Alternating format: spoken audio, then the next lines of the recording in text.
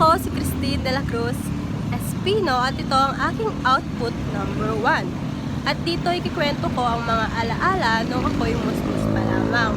Uunahin ko sa mga larong pang kalye, gaya ng piko, yung bahay-bahayan, tagu-taguan, at marami pang iba.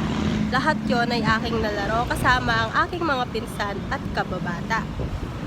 At sa eskwelahan naman, araw-araw, nagre-recite ako kasi every time na uuwi ako galing sa school, laging may reward sa akin ng aking mga magulang. Gaya na lamang na magluluto sila ng paborito naming merienda. O kaya naman, lalabas, pupunta ng McDo, Jollibee, or kahit saan na mapapasaya ang mga puso namin.